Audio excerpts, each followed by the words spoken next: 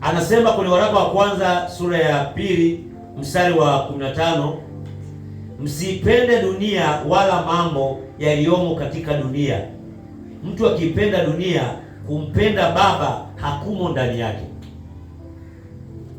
Msipende dunia wala mambo yaliyoko ndani ya dunia, maana utakapoipenda dunia, kumpenda Baba, kumpenda Mungu aliye hai hakumo ndani yako.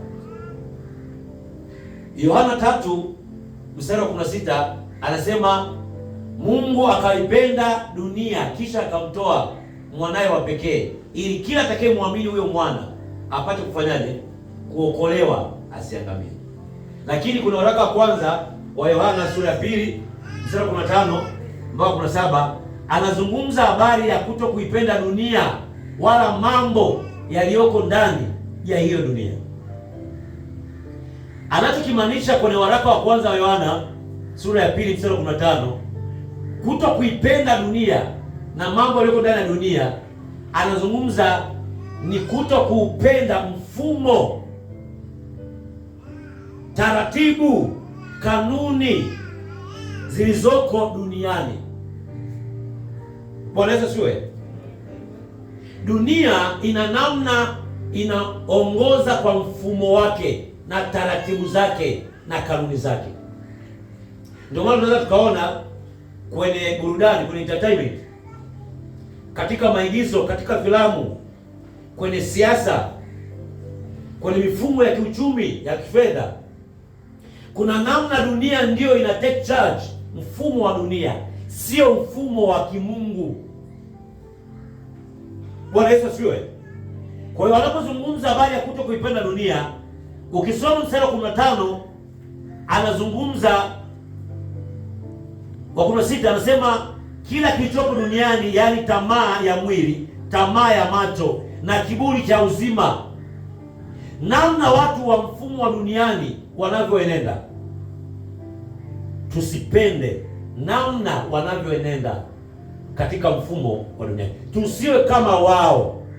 Mstari wa 17 anasema dunia inapita na tamaa zake, bali yeye afanyaye mapenzi ya Mungu atadumu milele. Inamaanisha kuna mapenzi ya duniani na kuna mapenzi yaliyo nani? Ya Mungu. Sisi ambao tumefalia kuwa ni mabalozi, ni wawakilishi, ni watoto wa Mungu aliye hai katika familia ya ufalme wa nuru, ufalme wa Mungu Baba, hatupasi kuenenda, kuwaza, kuwa sawa sawa au kuongozwa na mifumo ya dunia. Bwana Yesu asifiwe. Dunia imezungukwa na mifumo mbalimbali na mienendo na mitazamo na namna ya kuenenda ambayo ni kinyume na mfumo wa ufalme wa Mungu ambaye ni nuru na uzima. Hiyo Yohana 3:16 inasisitiza zaidi upendo wa Mungu kwa jamii ya wanadamu, au ile tendo la kidhabihu Yesu Kristo aliyofanya. Hiyo Mungu aliupenda ulimwengu inasisitiza zaidi upendo wa Mungu kwa jamii ya kibinadamu, ambayo kupitia Adamu wa kwanza, kama ni mfano wa Kristo, kwa kuto kutii watu waliingia katika dhambi, walifarakanishwa, wakatengwa, wakawekwa mbali na Mungu. Kwa hiyo upendo wa Yohana 3:16 hauchangani na alivyosema kwenye waraka wa kwanza Yohana sura ya 2 mstari wa 15, kuto kuipenda dunia. Kuto kuipenda dunia ni kutopenda mifumo, mienendo, namna dunia inaenda au namna dunia inawaza na kufanya. Biblia inaniambia kwenye Wakorintho wa pili sura ya 4 mstari wa 4 inasema shetani ibilisi ni mungu wa dunia hii. Imemwita mungu wa small letter, imeanza na herufi ndogo M. Na washangaa sana Wakristo, mtu anaweza kutumia message na ameokoka, anakwambia Bwana Yesu asifiwe, tena Bwana ya herufi ndogo, ya B herufi ndogo, au Mungu ni mwema, au Mungu akipenda, Mungu ya herufi ndogo. Kwa lugha rahisi, mimi sijibu message kama hizo. Yaani shetani asifiwe. Kila kitu kina maana. Ukisema Mungu ya herufi kubwa unamaanisha ni Mungu aliyo Haya, ukisema Bwana au Yesu elfu kubwa, inamaanisha ni Bwana wetu Yesu Kristo. Lakini Mungu elfu ndogo, Yesu elfu ndogo, Bwana elfu ndogo, unamaanisha mabwana wengine. Yuko Mungu lakini ipo miungu. Yuko Bwana wa mabwana lakini wapo mabwana wengi. Ni bwana gani ambaye unamaanisha wewe? Bwana Yesu asifiwe. Kwa hiyo ukisoma hiyo Yohana 8:23 anasemaje? Akawaambia, ninyi ni wa chini, mimi ni wa juu. Ninyi ni wa ulimwengu huu, mimi si wa ulimwengu huu. Anasema Yesu Kristo anawaambia Wayahudi, anasema ninyi ni wa wapi? Ni wa chini. Yaani anawaambia Wayahudi, Yesu Kristo, asili yenu niye ni ya duniani, ila mimi asili yangu ni kutoka juu. Akisema kutoka juu hamaanishi kuna mawingu, anamaanisha kutoka katika ulimwengu mwingine, ufalme mwingine, ulimwengu wa kiroho. Lakini nyie, anaambia Wayahudi, nyie asili yenu ni wapi? Ni hapa duniani. Anamaanisha mitazamo yenu, namna mnavyolichukulia, namna mnavyowaza ni katika asili ya dunia yenu mlivyo. Ndio maana Wayahudi walipokuja, Yesu alipokuja, Wayahudi walimpinga. Walipojua kwamba anasema yeye ni mfalme, yeye ni mkombozi, yeye ni mtawala, walijua kwamba anakuja kuchukua ule utawala wa wafalme ambao walikuwepo wakati Yesu Kristo yuko kwenye mwili. Walikuwa wanawaza mwilini, ilikuwa ni carnal mind, walikuwa wanawaza mwilini. Ndio maana akamwambia, ufalme wangu mimi sio kama ufalme wenu ulivyo.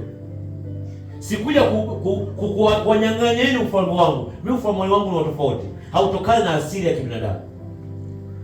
Wayahudi mpaka hivi leo bado wanafikiri na mitazamo kwamba Masihi bado hajaja, na wanajua atakapokuja Masihi ambao Yesu Kristo, Yeshua Hamashiach, wanajua atatawala Israeli. Ndivyo wanaofikiria. Ndio maana Paulo mtume anawaambia kule Warumi sura ya 10 mstari wa 1 na wa 2, anasema watu hawa Wayahudi wana juhudi nyingi katika kumtumikia Bwana. Wanaamini vitu ambavyo wanamwabudu Mungu hata wasiomjua. Wakati Masihi miaka 10 iliyopita tayari alishakuja. Wanajua kwamba atakuja Masihi atakayetawala katika mfumo wa dunia hii. Na kati aliwaambia kabisa waziwazi, mimi sikuja katika kwa ajili ya ufalme huu. Mimi ufalme wangu ni mwingine kabisa. Bwana Yesu asifiwe. Ndio maana leo wanahangaika ya kutengeneza hekalu la tatu. Wanatengeneza hekalu la tatu leo kwa ajili ya maandalizi ya ujio wa Yesu Kristo kule Israeli Wayahudi. Wakati Yesu Kristo kwenye Yohana sura ya 2 mstari wa 19 mpaka 21 aliwaambia, libomoeni ile hekalu alilojenga baba yenu Suleiman. Nitajenga hekalu ndani ya siku 3. Akimaanisha kufa kwake, kuzikwa na kufufuka kwake. Hekalu itakuwa ni wale watakao muamini Yesu Kristo au kazi kamili ya kidhabihu Yesu Kristo alifanya.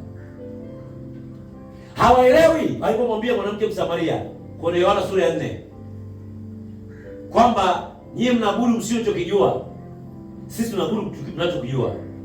Kwa maana Baba kuna wakati itafika, alikuwa anazungumza wakati wa baada ya yeye kufa na kufufuka, atakapoinuliwa juu. Watu watamwabudu Mungu katika roho na kweli, sio kule Yerusalemu katika mahekalu, na sio katika kule Samaria. Leo ni kituko na ni aibu. Hata watumishi wa Mungu katika makanisa ya Kipentekoste wanaenda Israeli, kaburi sura Daudi, kaburi sura Bikira Maria, kaburi sura la Yesu.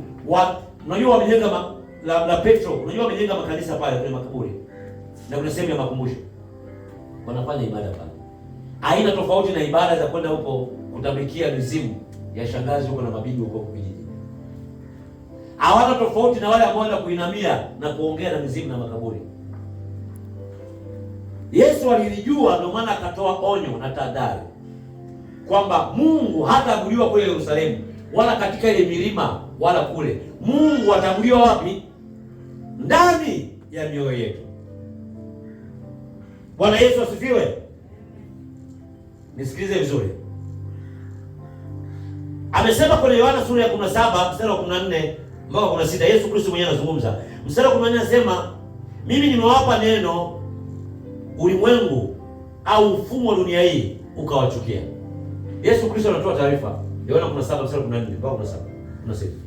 Anasema, anamwambia Baba, mimi nimewapa neno hawa watu, lakini kwa kuwa nimewapa neno, ulimwengu unawafanyaje? Unawachukia. Kwa lugha rahisi, mfumo wa dunia hii au ulimwengu huu upo kinyume na mtu ambaye amelibeba na anatembea neno la Kristo.